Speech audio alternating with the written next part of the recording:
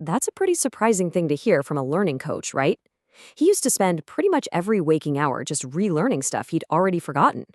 But fast forward to today, and he can tear through over 100 pages of a super dense textbook and remember more than 90% of it. So what changed? He realized that a great memory isn't some gift you're born with, it's a skill you build. So let's get into it. Today, we're going to break down the 4 key scientific principles that can totally transform your memory from something you just have to put up with into a skill you can actually train, control, and master. Here's the game plan. First, we're going to dismantle the old, busted blueprint that most of us have for how memory works. Then, we'll lay down the proper foundations with active learning. After that, we'll look at how testing is actually a tool to make you stronger. And finally, we'll tie it all together with the big picture stuff that really makes knowledge stick for good. All right, section 1. Let's start by tackling the single biggest myth about memory, the one thing that holds pretty much everyone back from learning effectively. Come on, we've all said it. You forget a name, you blank on a test, and you think, I just have a terrible memory. We talk about it like it's our height or our eye color, some fixed trait that we're just stuck with for life. But here's the thing. The science tells us that's just plain wrong. So we need to completely reframe how we think about this. The old way, on the left, sees memory as this passive storage box you have. But the reality on the right is that memory is an active skill. It's something you build. It's not about having a good brain, it's about whether you use a good process to build a memory for a specific piece of information. And this builder metaphor is everything. Seriously, think about it. If you learn passively just by rereading or listening, you're basically building a memory out of cardboard and tape. It's going to fall apart, right? But if you learn actively, you're using steel plates and welding them together. You're constructing something that's built to last. The strength isn't in you, it's in the process you use. This quote right here gets to the absolute core of it all. You don't actually remember information. What you remember is the thinking you did about that information. So the more effortful and deep your thinking is, the stronger the residue it leaves behind. And that residue, that's your memory. Okay, so how do we actually start building? That brings us to section 2.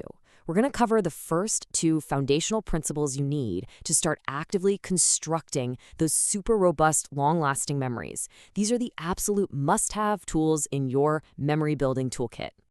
First up, we've got the spacing effect. Now, this is based on a really simple idea. When you learn something new, you naturally start to forget it.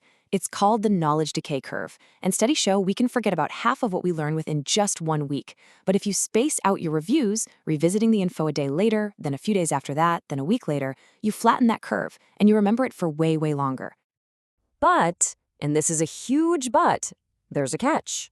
If all you're doing is passively rereading your notes, spacing alone isn't enough. It's super inefficient. You might have to do it 5, 6, 7 times to make something stick, and even then, it might not work. That's just not practical when you've got a lot to learn. So if passive review is the enemy, what's the solution? Well, it all comes down to how you review. And that leads us to the generation effect. The science on this is crystal clear. Your brain forges much stronger memories when it has to work harder to come up with the answer. You have to generate the knowledge, not just consume it. Let's make this super practical. Look at this chart. Instead of just rereading your notes, that's a weak method, close the book and try to rewrite them from memory. Boom, strong method. Instead of just highlighting stuff, turn those highlights into questions that you have to actively answer. You see the pattern here. Every single method on the right forces your brain to do the heavy lifting, and that is what builds a memory that lasts. Now, this can sound like a lot, but you don't have to overhaul everything at once. This is all about marginal gains. If you can make your learning just 1% more active and generative every single day, the compound effect is insane. Over a year, you end up 37 times better. So just focus on that one small change you can make today. Okay, moving on to section 3. So you've laid your active learning foundation and you've started building. Now it's time for some quality control. This is where we learn to use testing not as a scary judgment, but as a tool to find weak spots and make our memory structure even stronger. This is the power of the testing effect.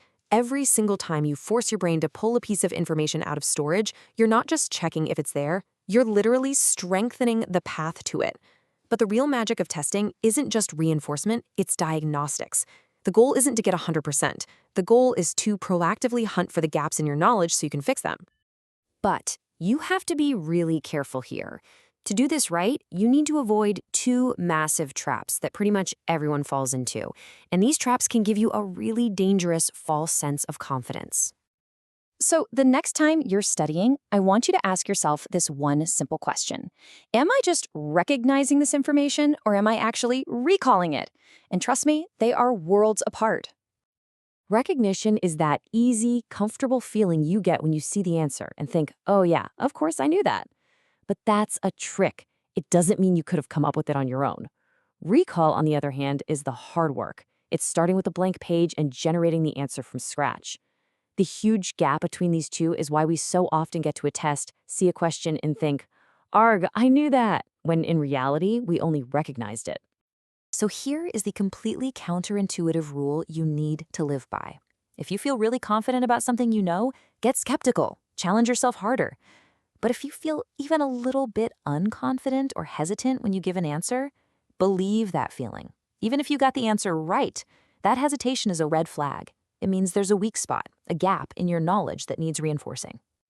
And that brings us to our final and honestly, our most powerful principle. This is where we go from just being a builder to becoming an architect of our own knowledge. This is the master skill that ties everything else together and creates memories that can genuinely last a lifetime. This is what we call higher order thinking.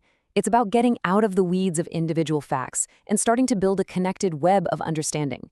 Think about your favorite hobby for a second. If I tell you a brand new, obscure fact about it, you'll probably remember it forever with zero effort. Why? Because you already have this rich, complex network in your mind for that new fact to instantly hook into. Higher order thinking is just about deliberately building that kind of network for any subject you want to learn. So how do you actually do this? How do you start thinking like an architect? Well, here are 3 amazing techniques. First, create analogies. Constantly ask, what is this like that I already understand? Second, try to teach the concept to someone else, even an imaginary person. It forces you to simplify and organize your thoughts logically. And third, draw a mind map. You've got to see the connections visually, not just in a linear list of notes. And here's a really simple checklist to turn this into a habit. As you're learning, every few minutes, just zoom out and ask yourself, okay, how does this new piece fit into the big picture?